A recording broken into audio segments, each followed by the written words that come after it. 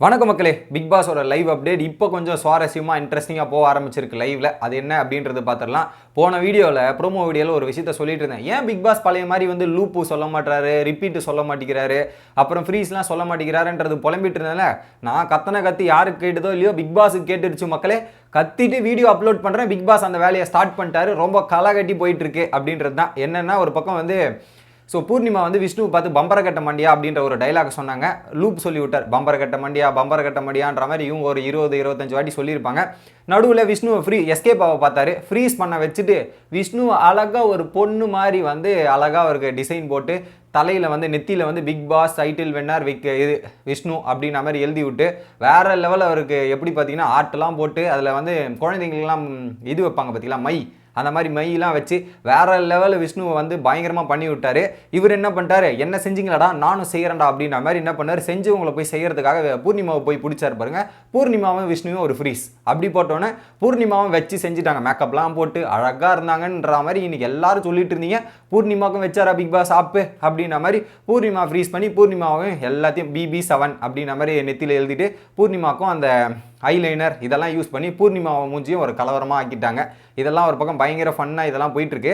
இதுக்கு நடுவில் தினேஷ் மாட்டட்டும், தினேஷை வச்சு செய்கிறேன் அப்படின்ற மாதிரி தினேஷ், அர்ச்சனா, ரவீனா தான் இந்த வேலையெல்லாம் பார்த்துட்டு தினேஷ் மாட்டினா தினேஷை வச்சு செய்யணுன்ற மாதிரி பிக் பாஸ் கிட்ட ஒரு பக்கம் பூர்ணிமா பிக் பாஸ் தினேஷுக்கு ஃப்ரீஸ் பண்ணுங்க, பிக் பாஸ் தினேஷுக்கு ஃப்ரீஸ் பண்ணுங்க அப்படின்ற மாதிரி கேட்டுட்டு இருக்காங்க.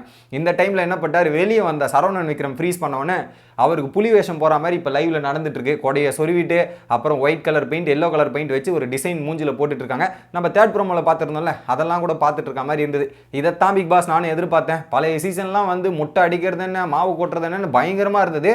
ஸோ இந்த சீசன்ல ஆரம்பிச்சிட்டிங்க, நல்லா இருக்குது அப்படின்ற மாதிரி நான் சந்தோஷமாக ஃபீல் பண்ணுறேன். இது ஒரு விஷயமா. அடுத்தது என்ன அப்படின்றது பார்த்தீங்கன்னா, நிக்சனோட ஃப்ரெண்ட் சஞ்சய் வீட்டுக்குள்ளே வந்தாரா, வேற லெவல் வந்து தக் லைஃபாக வச்சு செஞ்சுட்டு இருக்காரு.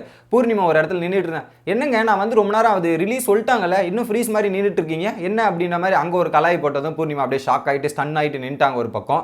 அதுக்கப்புறம் உள்ளே போயிட்டு தனியாக பேசுவோம், அங்கே போய் குரூப்பாக பேசுவோம்னு பேசியிருந்தா, இங்கே குரூப் சொல்லக்கூடாதுல, கேங் சொல்லக்கூடாதுல, தப்புங்க, கேங்லாம் சொல்ல மாட்டேன்ற மாதிரி அந்த புள்ளி கேங் அப்படின்ற மாதிரி மாயா பூர்ணிமாவை கலாச்ச விதமாக இருக்கட்டும் பிளாஸ்ட் என்னங்க நடக்குதுங்க அப்படின்ற மாதிரி ஒரு பக்கம் ஷாக் ஆகிட்டாங்க.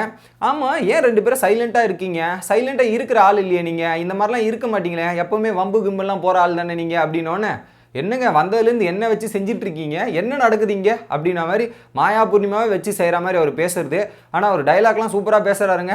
கரெக்டாக இவரும் வந்து வரவங்க எல்லாருமே பிக் பாஸுக்கு ஒரு கண்டஸ்டன்ஸ் மாதிரியே வராங்களப்பா அப்படின்ற மாதிரி தான் இருக்குது. அதுக்கப்புறம் கமல் சார் எனக்கு பர்த்டே விஷ் பண்ணதுக்கு ரொம்ப நன்றிடா அப்படின்ற மாதிரி ஒரு பக்கம் நிக்சன் கிட்ட சாரின்ற பாருங்க தேங்க்ஸ் சொல்லிட்டு இதெல்லாம் பண்ணிட்டு இருந்தாரு. அதுக்கப்புறம் பார்த்தீங்கன்னா எல்லாருக்கிட்டையும் ஜாலியாக ஃபன்னாக, ஆனால் நிறைய இடத்துல போட்டு செய்ய வேண்டிய இடத்துல கரெக்டாக செஞ்சு விட்டுறாருங்க. டைலாகை போட்டு பயங்கரமாக செய்கிறார் அப்படின்றது மட்டும் கிளியராக தெரியுது.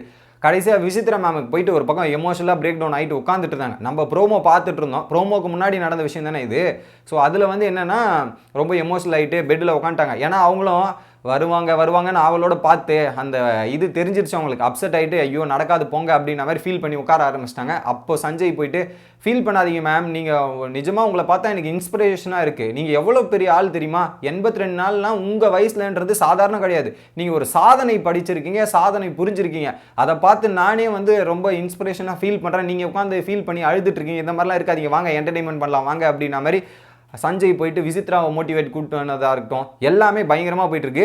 இப்போ பிக் பாஸ் வீடே வந்து கலவரமாக ஜாலியாக ஃபன்னாக அதான் ஃப்ரீஸு லூப்பு இதெல்லாம் பிக் பாஸ் பண்ணிட்டு இருக்காருல, மேக்கப் போட்டு ஒரு பக்கம் வேற லெவல் பண்ணிட்டு இருக்காங்க. விக்ரமை துரத்தி அடிச்சுட்டு இருக்காங்க அப்படின்றது பார்க்க முடியுது. யாருனா லைவ் பார்க்கணும்னு நினச்சிங்கன்னா இப்போ போய் லைவ் பார்க்கலாம், ஜாலியாக என்டர்டெயின்மெண்ட்டாக போயிட்டு இருக்கு அப்படின்றது தான் என்னோட தகவல். உங்களுக்கு வீடியோ பிடிச்சிருந்தா லைக் பண்ணுங்க, மறக்காம